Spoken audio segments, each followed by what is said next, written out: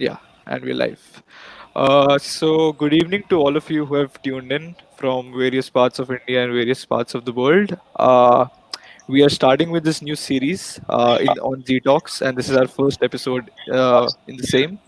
And what we'll be doing throughout this month, this technology month, is taking up one technology every week. And we'll have great industry experts come here, tell their viewpoints, share their insights, share their stories, and tell people what all career opportunities they have in this field. Thus, by the end of every week, I hope that we reach a stage where you know about that technology and you might be inspired to take that up in your life as well. So today we have with us Mr. Vikram Naresh Chaudhary, who is the founder and the MD of Council of Information Security. Also, we have with us Mr. Sunny Vakela, who is again the founder and CEO of Tech Defense Labs. Also, we have with us Mr. Vinod Senthil, who is the founder and CEO of Infisec. So, welcome to all three of you. And today, what we're going to be talking about is a really important field because today in India, 625 million people have phones. Out of that, 87.5 people have access to internet.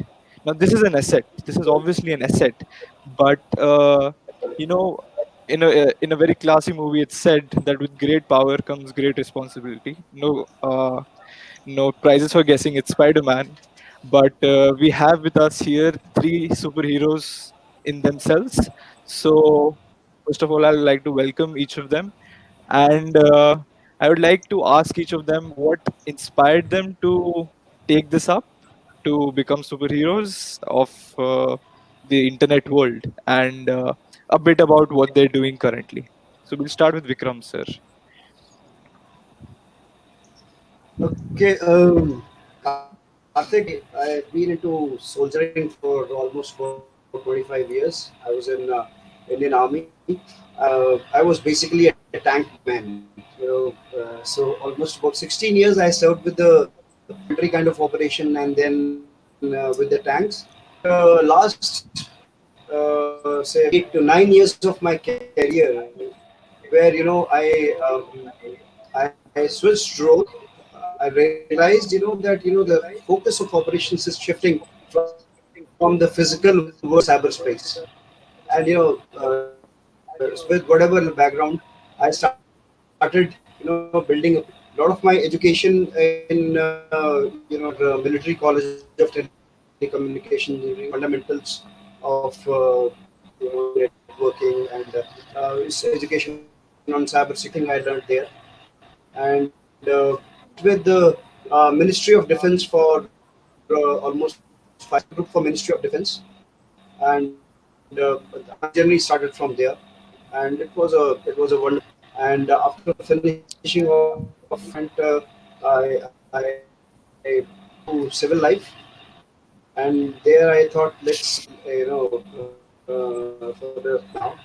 But that is how that is the motivation. Since the ops, I've been like a so since focus shifted from physical to cyber, and my motivation was that I said I have to be in action.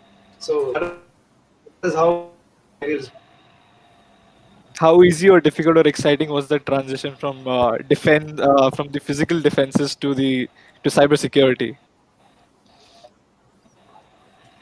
yeah, it was challenging. When I actually joined the mainstream of cyber, I was I was at the age of about 30, 38, 37, and the boys who were 22, 21. So the younger generation, it was difficult. It took me some time, but then it was good. It was interesting, when you're with a younger lot. So it was good. Great. What about you, Sunny sir? How did your journey start? So I started at a very early age. I'm almost 32 now, and I started almost like 17 years back. And I used to be a programmer when I was like a kid. I was like ninth and 10th standard grade a student. And so one day that email ID got hacked, and I was so curious to know that how it got hacked. I asked some couple of friends. I read some books. I was a part of some communities, and uh, hacking was the one word, which was not making me sleep in the night. So I always used to do something on the internet. I always used to, even though those are the times where the dial-up connection was there and we don't have the good internet connectivity what it is there right now. But that's how I started. And I started reporting certain loopholes at a very early age.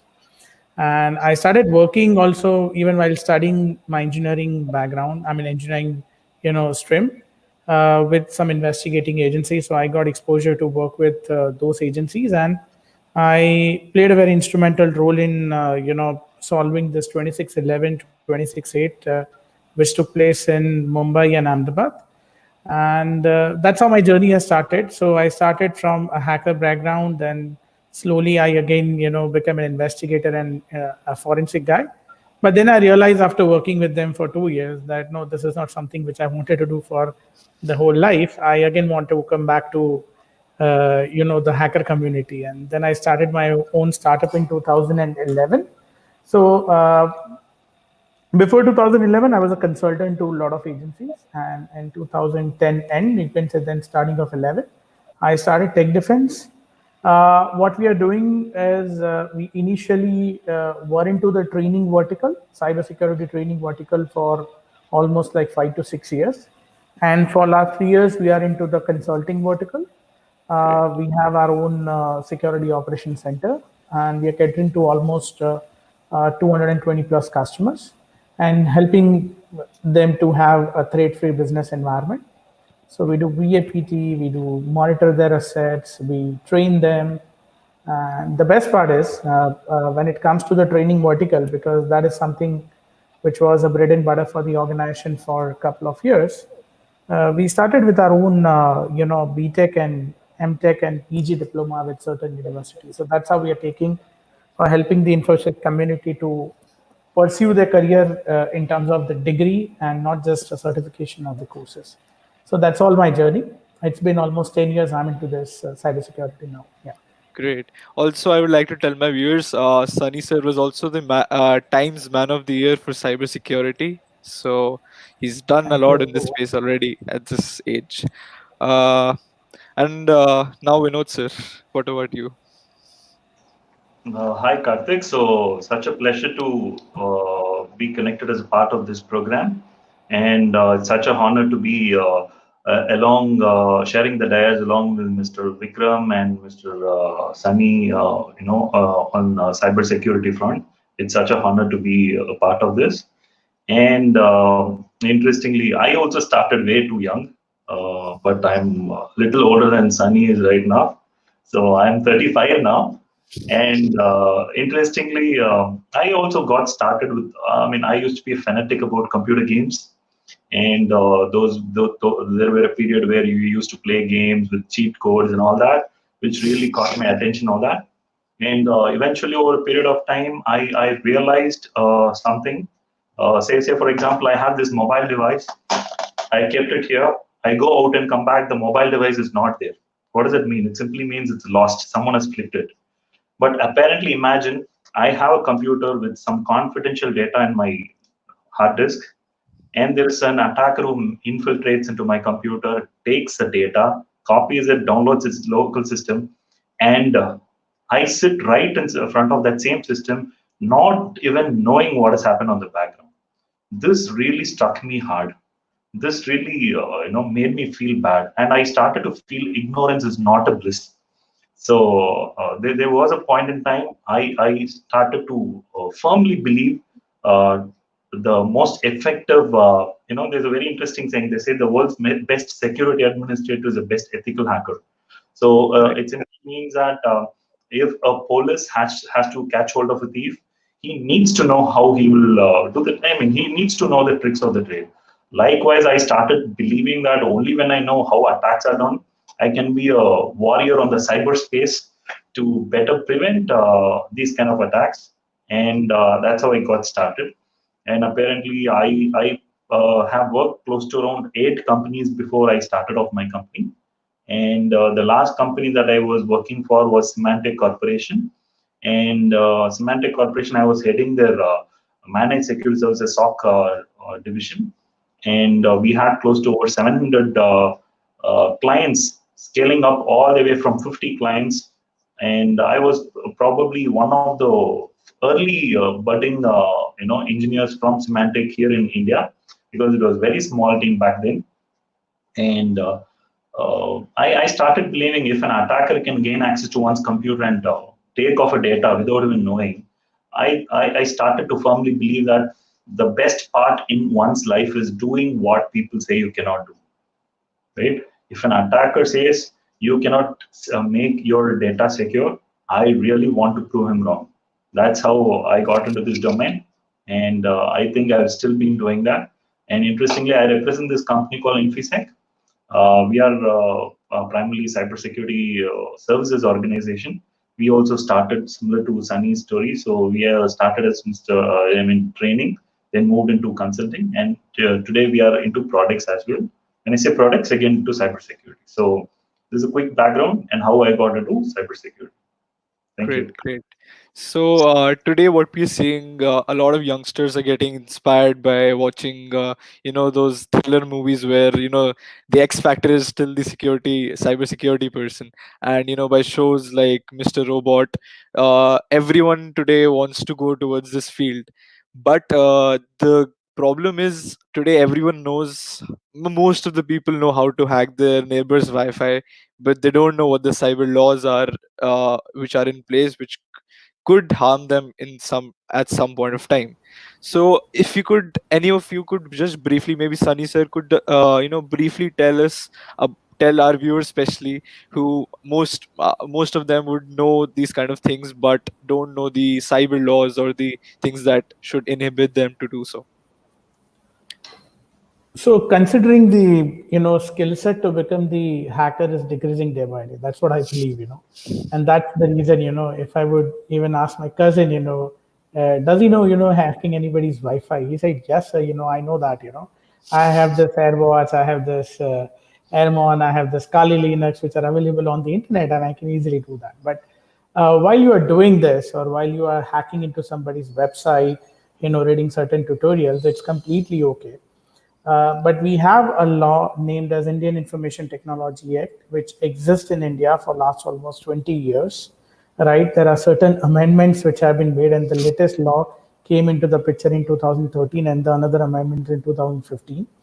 And some of the basic section I can tell about, the IT Act is section 6566, which says that when you get into anybody's, the IT, when I say that IT is about network, your system, your Wi-Fi, or your anything, your server, or getting an unauthorized access to anybody's system or any IT thing is always a crime. That includes a mobile phone as well. That includes a computer. That includes server. That includes anything, right? Once you enter into it, you start doing some changes onto it. So that's what comes into section 72, which says that getting into somebody's confidential information and the private information. Let's say you hack into somebody's website and you get a data out of it. It is also a crime.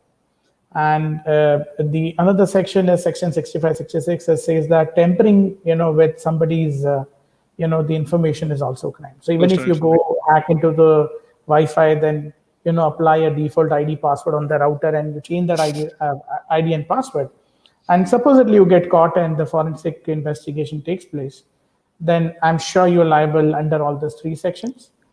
Coming back to the punishment under all the sections, it says that up to 3 to 5 years of the jail, or you may entitled to pay a fine of, or you can say that 2 lakh rupees to 3 lakh rupees, depending upon how severe the incident is. Coming back to when you get into any kind of a government infrastructure, which is known as a protected systems, then we have a very strong sections available in our ITA. You may be prosecuted under the national security or you can say that working against national security sections, and life imprisonment, can be the punishment for that as well. Right. So yes, so IT Act is also applicable, and so in certain cases, IT Act along with IPC is also applicable. So when you are doing such activity, you should know that repercussion of what wrong can happen. If something goes wrong with you or somebody files a complaint as well. Right. Also, so what I thought of, I figured out that, as sir said, the last amendment was in 2015, and knowing the way technology is growing, the number of internet users are growing day by day. I would throw this question to Vikram sir. So, do you think that we are a bit slow in that aspect of, amendments and changing laws by the pace we are actually growing at?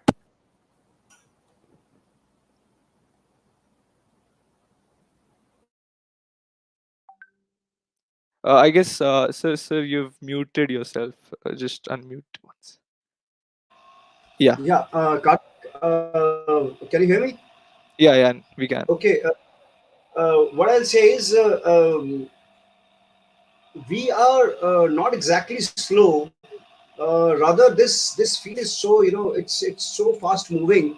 The technology, changes every now and then, and there are so many, so many kind of technologies which are there, and there's so many variables. There's so many combination combinations. So to actually define everything, or for every change, it is not possible to keep moving along.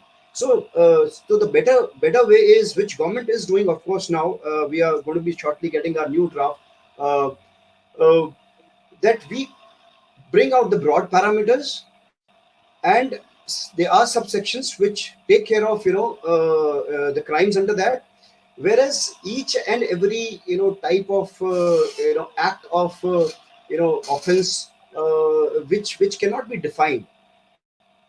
So broad parameter is a better way, and we are, you can say, a little slow, but not exactly. So technology is rather moving fast.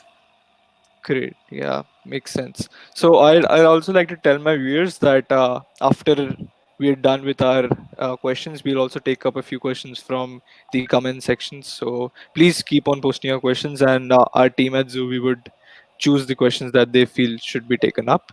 Yeah. So moving on to the next thing that I wanted to address, that a lot of people are actually looking forward to, pursuing their careers in cybersecurity, but are unaware about the diverse roles they can take up.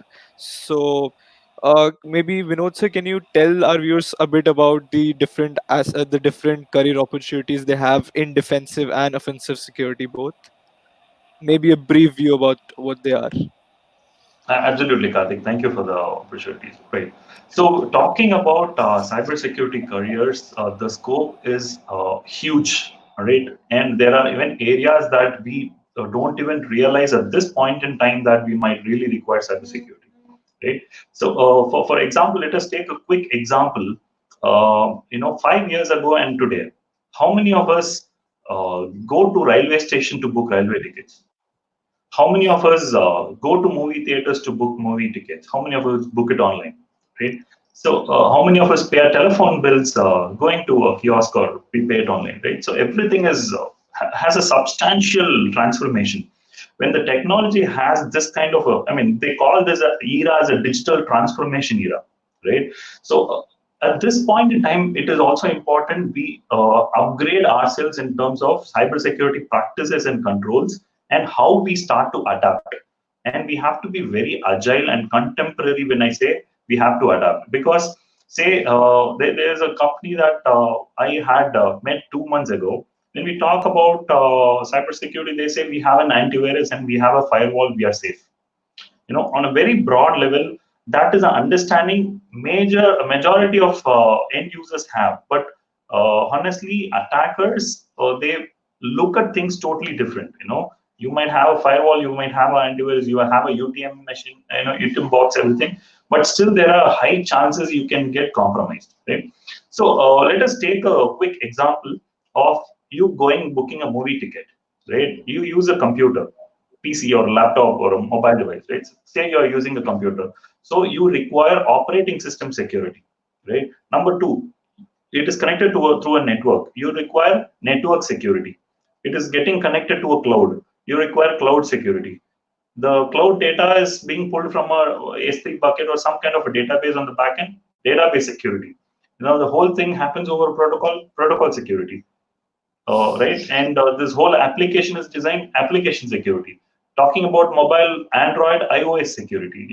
When you talk about any single control, it requires an in-depth research around cybersecurity space. And since we are talking about IT Act and etc., it is also important we understand a little about GRC. GRC is popularly known as governance, risk, and compliance, right? So I'm sure most of us would be aware that there are certain engineering colleges or private institutions, they claim that they are ISO 9001 certified, popularly advertise themselves like that. Right. Likewise, what does 9001 mean? It simply means they are compliant to QMS standards, quality management standards. Likewise, there are other ISO standards called 27001. Likewise, you have multiple other compliance standards which relate directly to cybersecurity. For example, HIPAA, HIPPA, it's more for healthcare division. It's a compliance standard. So there's a huge cybersecurity career opportunity there, right? Then talking about PCI DSS, payment card industry data security standards. When we're talking about e-commerce companies who make use of personal identifiable information, which include credit card numbers, CVV numbers, etc., then there's a huge space on PCI DSS compliance, right? So Right. likewise, GRC itself, it's a huge space where you are not specifically a technical person, right? You can be more of a non-technical management person who is very specific on controls, and still there's a huge scope for non-technical persons as well as technical, Yeah, a lot of questions that are popping up right now are regarding that. That is it necessary to have technical, a sound or a good technical knowledge to take up an opportunity in this space? If you ask me, my personal view is knowing, I mean, being a little sound on technical front is a huge advantage, huge advantage, right? But apparently, is it necessary for getting into governance, risk, and compliance? Not really. I find a lot of auditors who are CISA certified, Chief Information Security Auditor certified, or CSAM certified, Chief Information Security Manager certification. So these are all kind of profiles that are already in market, which do not, demand or warrant you to have a very strong technical, background. All they do is they have a checklist of controls. They see how much percentage of the controls are matched by the existing team or the company, right? So on a high level, no, it is not required to be a very tech person to be into cybersecurity. Great. So, Uh, on a moving to nutshell, yeah. I wanted your views on the same, Sunny said. So I Yeah. guess I have one point to make over here, which is, as Vinod said, there is not much of a technical skills are required. But when somebody comes and asks me on Facebook or Insta, "Hey sir, I wanted to get into cybersecurity. Tell me what do I need to start learning? How can I be an ethical hacker like you?" So my question to them is something very different, than having a technical knowledge. I say three things are required. The one is you need to be passionate about what you want to do. So if you want to be a hacker, you want to be a cybersecurity analyst, you want to get into GRC, as Vinod said, become an auditor. First thing, you need to have that passion. Second is you need to be patient as well. People sometimes learn two things and they go and start experimenting and they say that, oh man, this is not working out, and I should give up. Cybersecurity is not my cup of tea, because this is a field where you need to constantly learn something or the other thing. You need to keep on learning. If somebody comes and asks me, "Are you a hacker?" I say, "No, I'm not a hacker. I'm not a, I am a cybersecurity professional, but I'm still a learner." Every now and then there are controls. Every now and then there are things which I'm learning. Because sometimes my SOC team comes and asks me, "Sir, this is the alert which I'm not able to, you know, identify that where the problem is." Then we have to do a research onto it. So you need to be a little patient, and you have to have a patience into it. and should always have a never give up attitude that, okay, fine, uh, this is something which I'm doing, I failed, but I'm sure that, I keep on trying and trying and trying, and I'm sure I'll be succeeded one day. So if you develop these three things, I'm sure you can be a great cybersecurity professional. So that's all my view, which is not technical, but something to motivate, Yeah, the people who are budding that's cybersecurity. something everyone, I guess, all the viewers could relate to, because it's really difficult to start off with not a lot of technical knowledge.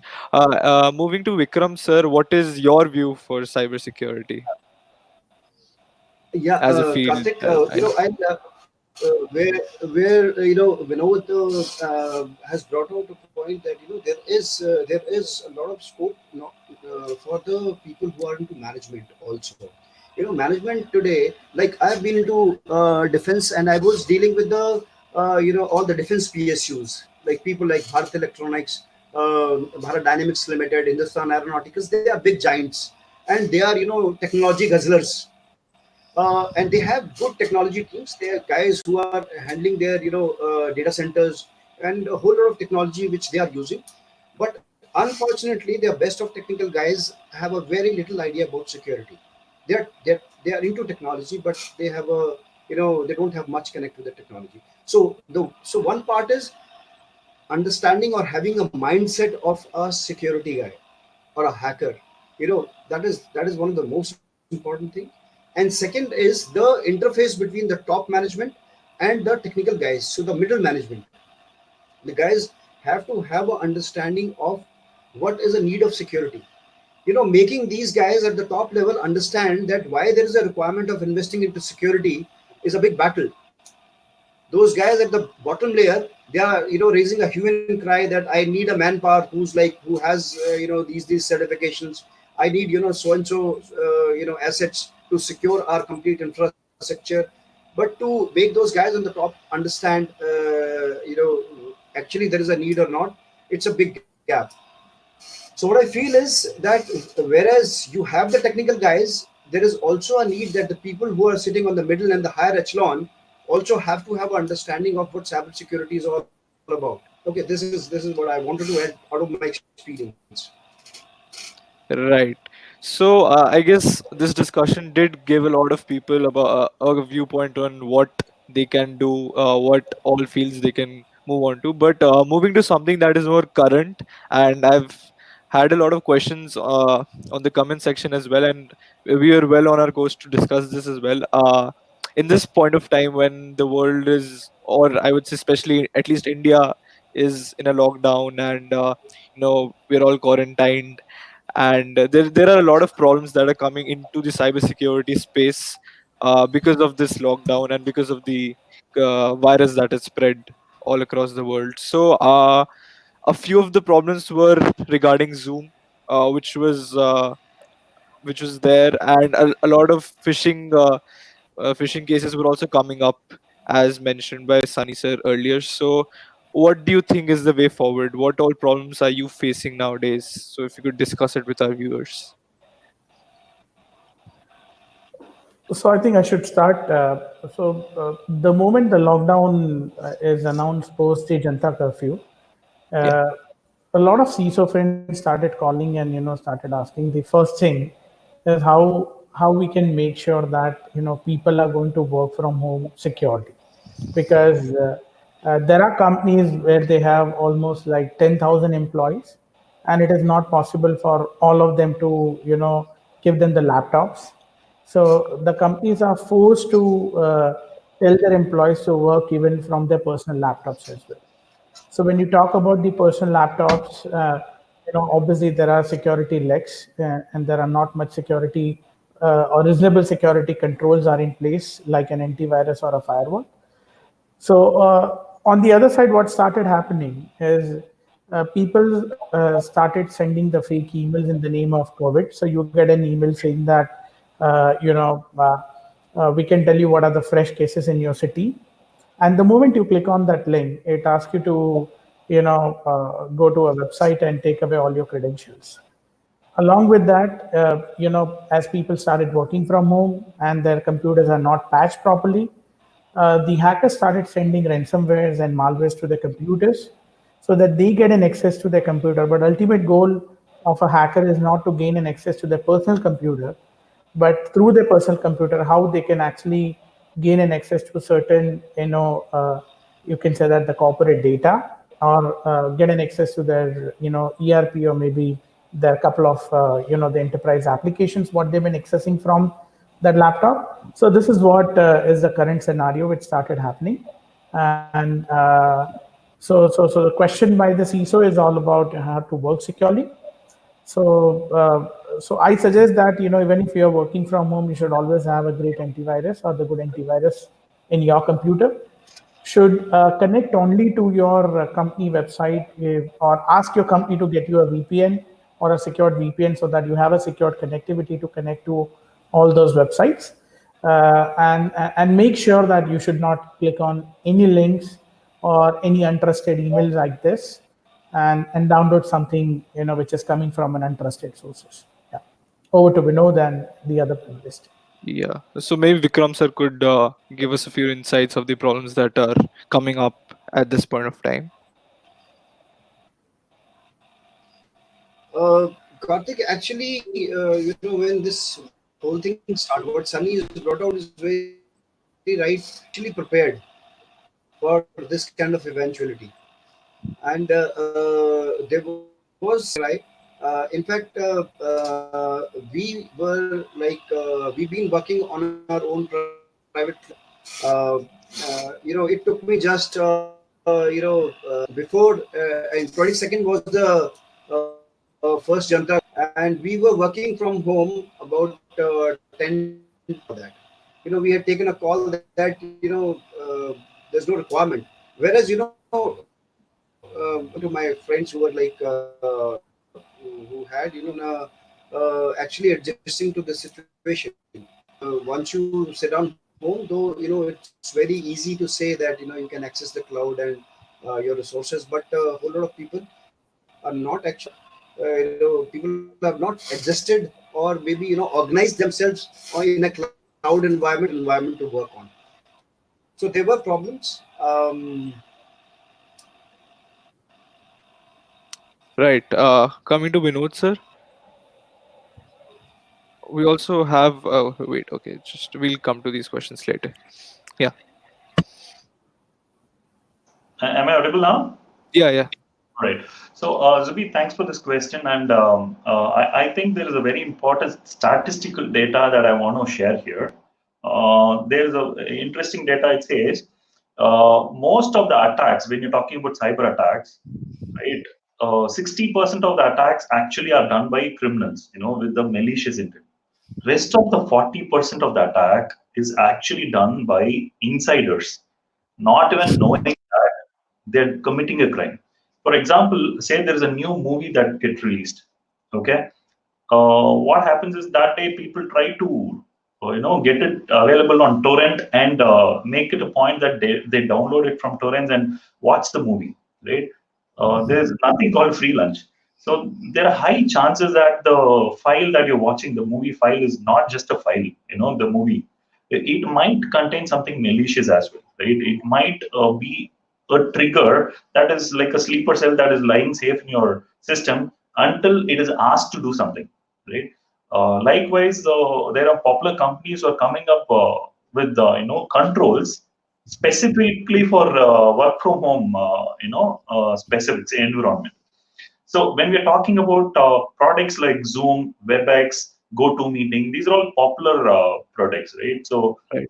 the popular product Zoom recently, I'm not sure if it's 1 or 1.5 weeks now, it had a huge vulnerability, right? When I say huge vulnerability, it is not only for the person who's hosting the Zoom meeting. Like consider this scenario: you are the person who's hosting a Zoom meeting, and we three of us are just connected to the Zoom session, right? Yeah. From our Windows machine. So in that case, you can still compromise each one of us and be able to take control of our systems, the Windows login details, including the username and the hash of the operating system, right? Apparently, this is a flaw because of a coding issue which opens up something called the remote code execution vulnerability on Zoom, which is capitalizing on a popular protocol in Microsoft Windows called the SMB protocol, Server Message Block Protocol, right? So these are getting popular over a period of time, and Yes. I'll tell you, if you ask me if Windows is user friendly or Linux is user friendly, almost all of us unanimously say Windows is user friendly, right? And that is one of the reason why you have lot of bugs and vulnerabilities reported against Microsoft products on the internet. But as and when we start using Linux, you will start to see the kind of reports against Linux also will increase, right? Right now, this environment is such a way that we all start to work on remote connection application. For example, TeamViewer or Zoom or any of these kind of applications, right? So if you notice, if my prediction is right, you will see a trend of vulnerabilities being detected on these kind of products slowly rising because the number of users using that is more. Right. There's a natural process of testing that happens. Also, a lot of problems. So this is my last question regarding the corona, the problems that are coming at this point of time. This has been coming up since a long time, that how we can prevent fake news and these kind of things, which is especially prevalent right now because of so many facts coming from the WhatsApp university about the cases happening, about the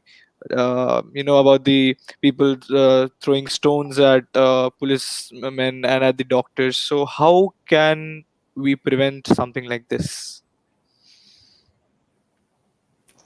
Thank you, Zubi. So I'll take opportunity to share my views around this. So when we're talking about fake news, I personally feel that starting this year onwards, fake news is going to be a huge domain in cybersecurity itself, right? Like you Yes. have viruses, like you have malwares. Fake news is going to be one of the very popular, attack vectors. And if you see, there are multiple latest algorithms that are available on the internet today, such as deepfakes.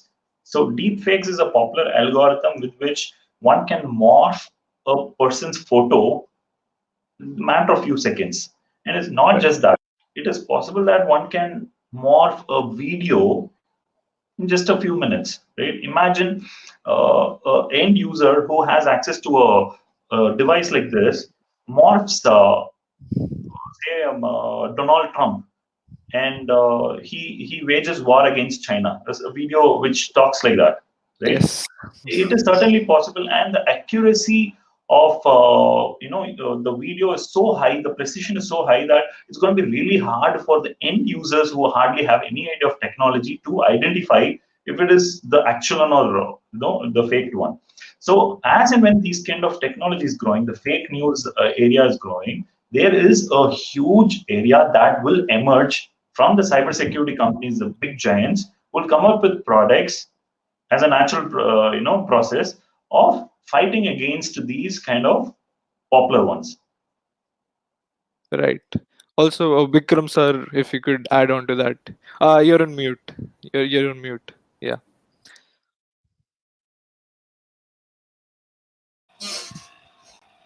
Okay, one is this WhatsApp University, and what Vinod has spoken about deep fakes. Deep fakes is like is the order of the day. It is the thing which is most prevalent these days, and you can't even decipher that the guy who's talking in front of you is he, his lip movements and the voice of somebody else. They are like so well aligned that you can't exactly make out that is it the real one or now with this comes a challenge for the investigation agencies is another carrier which actually comes out of it is in a big way is audio video forensics.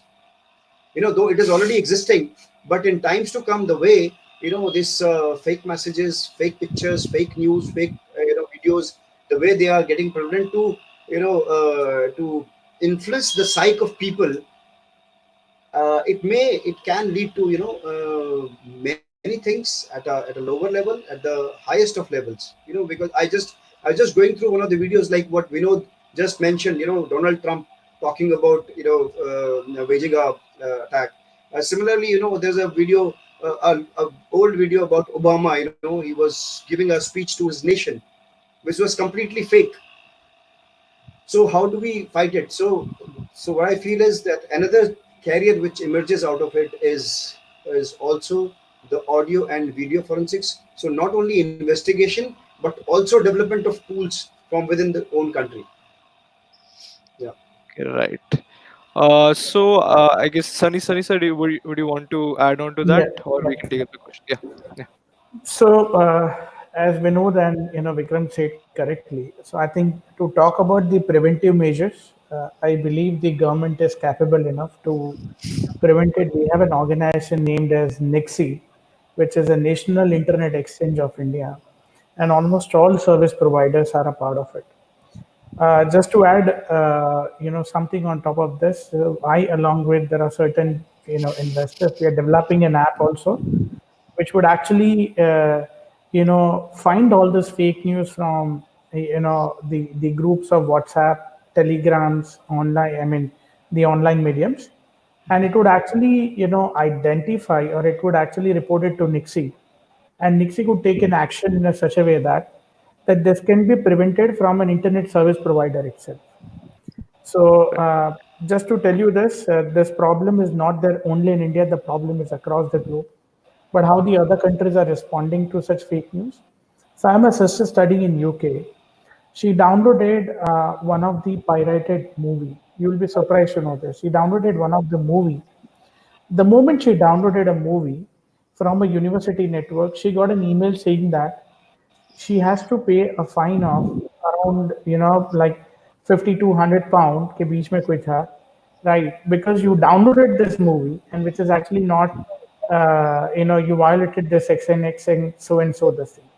So how they've realized that she downloaded from this particular channel, is something the government is already proactive about over there, and I'm sure that our government would take certain actions, with certain private entities, and then will definitely find out a ways how to stop spreading the fake news. And India is a country where you need to start penalizing. So the moment you share a fake video, and the moment you get a notice on your WhatsApp or on your email yeah. saying that boss, you have to pay 1,000 rupees because you have shared this fake news. I'm Especially sure to have you especially know with this, yeah, sorry, a lot of people, today it's very common to download movies from torrent, and listening to this, absolutely, yeah, yeah, people might be messaging me that what are you saying, but yeah, that's true, it's still not legal, and we need to understand that as well. Okay, sure. so now I think we Okay. should be taking questions. Oh yeah, you wanted to add something, sir? Yeah, Karthik, there is another issue related to this is, uh, yes, on one hand the government is proactively, I mean a proactive stance is required from the government side, but also from people like us who are aware, who know, Right. there are places like alt news, there are places like fakenews.org, and so people like us can also play a very important role. We should raise a awareness in this area, that whenever you get to see such a news which is creating hatred or creating kind of a disturbance in the environment, you can probably go take it up into such places and probably put the contradiction back into the same place, so that it is contained as early as possible. you know Fake news is being generated with what intent? That is very, very, very important. And what kind Yes. of damage can it cause in that particular time frame? So raising awareness around this would be a very important, probably proactive measure from the own side, from the citizen side itself. I believe a lot of problems such as mob lynchings and things like that could be solved by a model like this. Yeah, so I guess now we should take a few questions from the comments. There have been people who have been asking a few questions. Okay, I'll just put out banners over here so you could read the question, and then I could hide it once. So I have a similar question for WhatsApp. We've seen government agencies checking details for pictures, video calls, and messages. How secure is it to chat and video stream on WhatsApp? Anyone would want to throw some light on this question?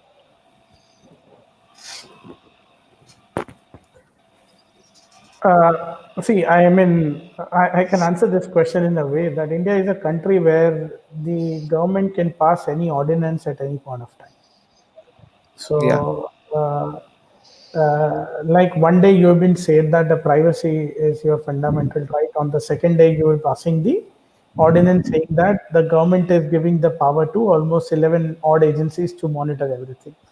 Coming back to WhatsApp, it is still end-to-end encrypted, but you can never, say anything when the government decides uh, to monitor and start asking the data from the WhatsApp itself. But I believe it's end-to-end encrypted, so you don't need to worry about it. It is not being done for any particular individual. It is being done on case to case basis. So it's not like the government has started monitoring everybody's WhatsApp and everybody's phone calls and everything. They don't have that even the the capacity to do all these things at a very large scale. So even in the developed countries, they don't do that for masses. So there are individual cases and there are individual people that they are targeting and they do only for them. Yeah. great.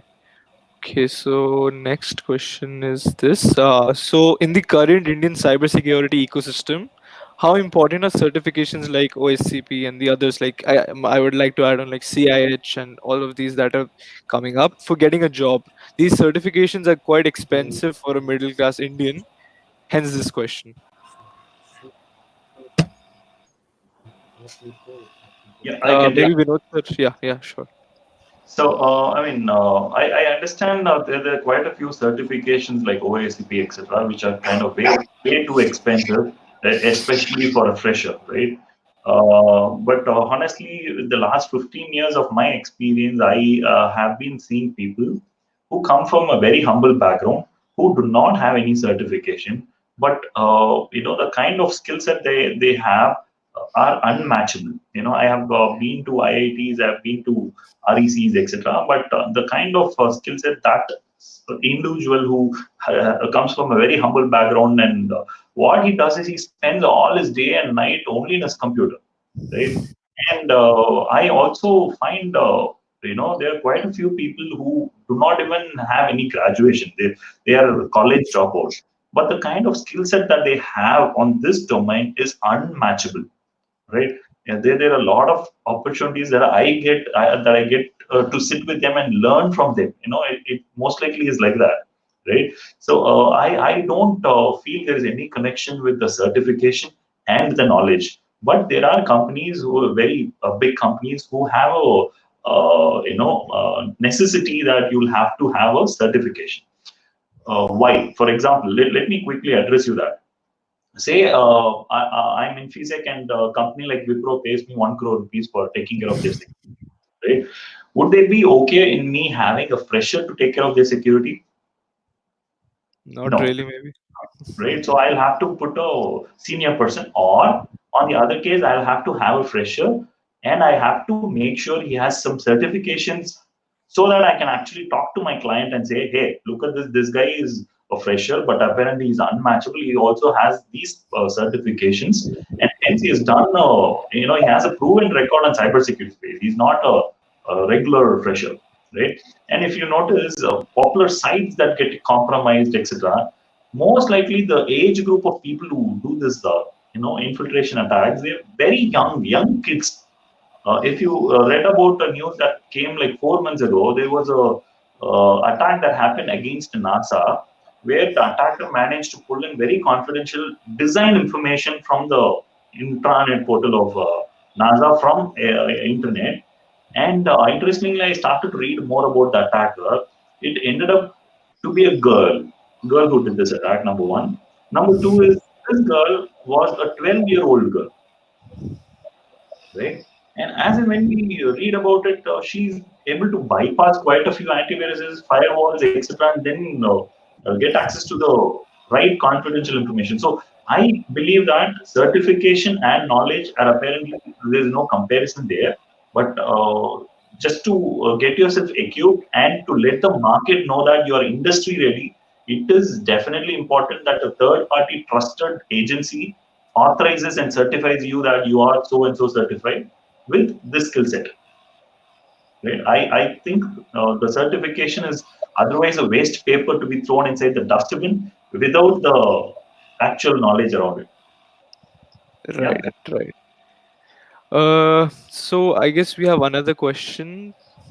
I'll throw this to Vikram sir if he's comfortable with. So, any simple trick to know if my smartphone is compromised or not? Any symptoms, as they say, so useful for all. Useful for all. So asking. It's a $1 million question. For you to find out that your smartphone is compromised or not, today the malwares are so sophisticated that leaving aside the common man, for people like us also to make out that whether our phones are compromised or not is very difficult. You know, yes, but there are definitely certain symptoms. There are your phone always gives you some signs of misbehavior. Yeah. That Can you misbehavior can be can you give anything. an example? Like okay, I can many times what happens is your memory is eaten up much faster than you expecting. It is supposed to be. Your battery drains down. These are few common symptoms which happen in case you're this is probably I'll say are the bugs which are not very well designed. The malwares which are well designed, which are sophisticated, they will not leave very many signs. You won't even catch them in the processes also. You'll not even come to know that the process is running. It is probably in the background. So it's a difficult question. Maybe maybe Sunny would be the right person to answer on this question. Sure. So I think the very simplest way is to check when you're not utilizing any app, when you're not surfing anything, and when your data still shows that okay, fine, my 1 MB is going out, my 5 MB, my 10 MB, is being consumed. That's the very simplest way to do that. And my suggestion to that is, if you want to prevent this, you need to first make sure what all permissions are being used by which all applications that are installed on your phone. So once you look at that permission, you'll be able to figure out that where your data is consumed, and by which app it is consumed. And I'm sure you'd be able to figure out and uninstall that app also, because the malwares are sophisticated, but it comes into your phone. It always install as maybe a process or maybe one of the service or as a fake app.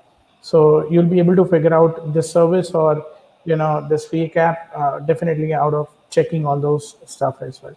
There are free malware checking apps are available on the Play Store. So one should download that and start scanning their phone as well. Yeah. Great. So the last question I'll throw to all three of you before we end this live session that we're having. Where do you think India is today in the map of cybersecurity? Are we really making a mark? And if yes, how? And what is the way forward to increase our dominance if it is there? So I think Okay. okay, please go ahead, Vikram. Yeah. Okay. Now, when you talk about cybersecurity per se, as in the beginning, Vinod had very clearly categorized, the compartments, the different parts of which constitute cybersecurity. If we start from fundamentals, we start from your basic, your hardware, then your operating system, then your middle layer, your networks, and your then your applications, then your probably it's just so many things. Now, it's to get hold of the full stack is not easy.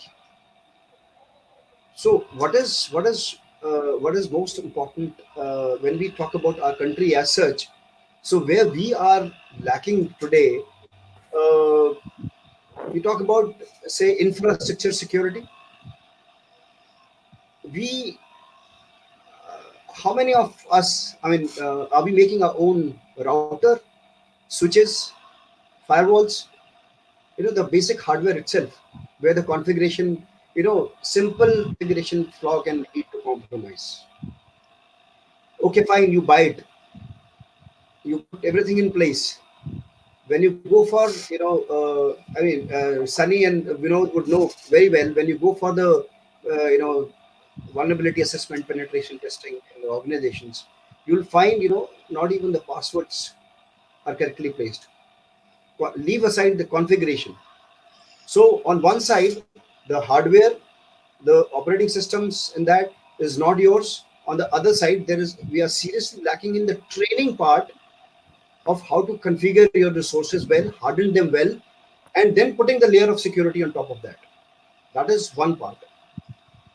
Second part, again related to training.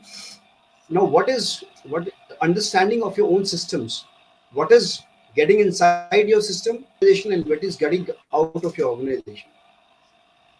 It's very important to have the clear visibility of what is flowing in your networks. Today, but unfortunately, where we are lacking still is the capacity building part, and it is very important that the government has to put in a concerted effort where the the serious capacity building should be carried out, so that this part at least is taken care of. What do you say, Sunny, Vinod? Yeah. Correct. So I'll add up into what you say. So I consider that cybersecurity for any organization consists of three things. One is a people, second is a process, and third is a technology. To give you an example of the banking security, because when we talk about cybersecurity, everybody's focused more on where the transactions are happening, and the first idea that comes into our mind is that is my account secured in this bank, or is this bank secured, so there are close to like 2100 small banks, NBFCs in India.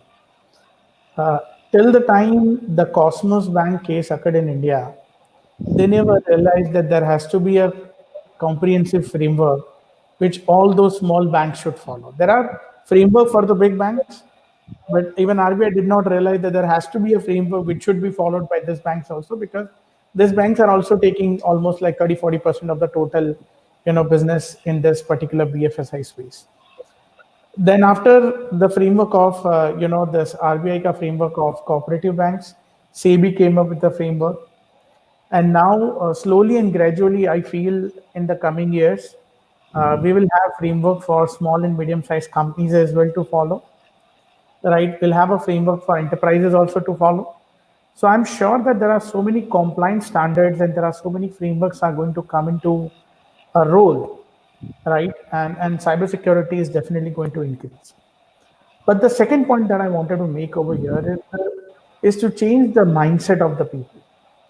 Because even after getting all this framework, right, uh, even after RBI has said that you have to have a person in place, in order to maintain your bank security, right?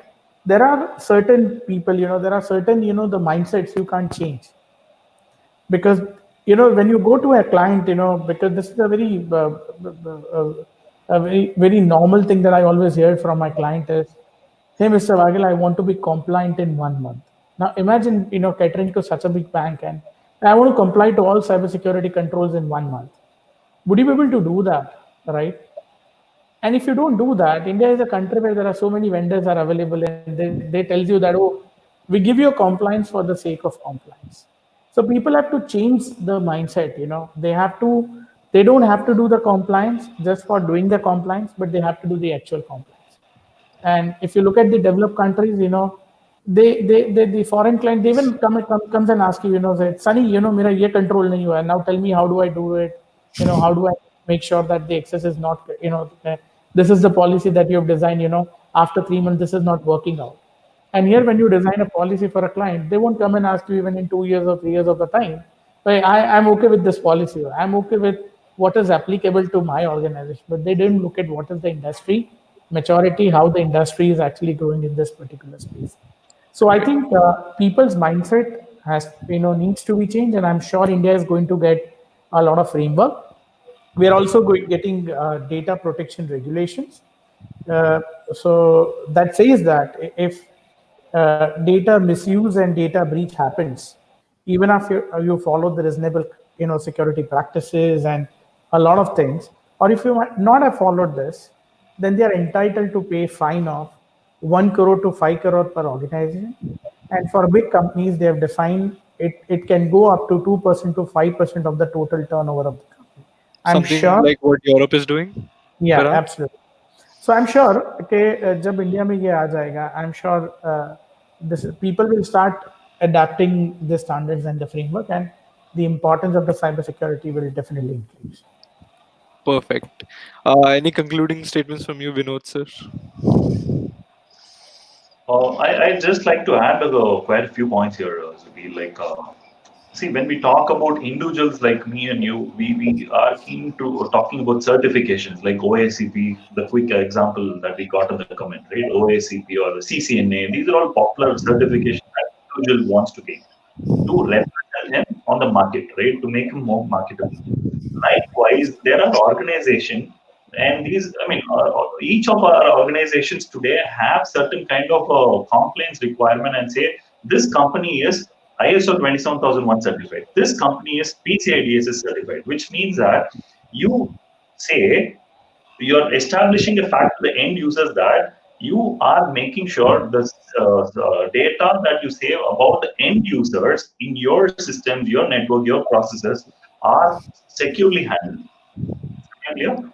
So likewise, I'm sure like the European Union example that you just pulled in, people are talking about the GDPR compliance like crazy because the fines that companies like Google and Facebook had to pay more than over $7 billion in a period of 4 to 5 days, right? Because the personal identifiable information of the European Union's citizens were not handled properly. So what immediately US did, they came up with another regulation very similar to GDPR, like called the CCPA, California Consumer Privacy Act, right? Likewise, India already has the IT Act 2008 that became 2013, 15, etc. And I think not having these kind of complaints and certification alone won't make add value. It is the process and the mindset, not only the vendor but also the employer as well as the employee. All of them should have that mindset to uniformly make the ecosystem a lot safer place to be in. Right. Thanks a lot. I would say then that's a good way to end our show. And I'd like to thank all three of you for taking out your time from your busy schedules in this at this point of time when our nation is in a state of a lockdown. So I would like to tell our viewers that we would be continuing with our cybersecurity week, and day after tomorrow at 7 p.m. we have a session by Mr. Inderjeet Singh, wherein we'll be talking about how other emerging technologies like blockchain, IoT, and these emerging technologies can be implemented into cybersecurity. So do tune in day after tomorrow at 7 p.m. And again, thanks to all three of you for spending an hour here and giving a lot of knowledge to our young viewers that are there. Thanks a lot. Thank you, Zubi. It was Thank such a you. pleasure meeting up with you. Well organized, and thank you, Mr. Vikram. Such a honor to be a part of your, sharing the screen. And Sunny, Same, thank you for connecting me on this. Such a pleasure meeting you after very long. So we'll stay connected. All the very best. Do good. Right. Sure. Thanks a lot, sir. Thank you all. we will. Yeah. Thank you. Yeah. Thank you, Sunny. Nice seeing you. Goodbye.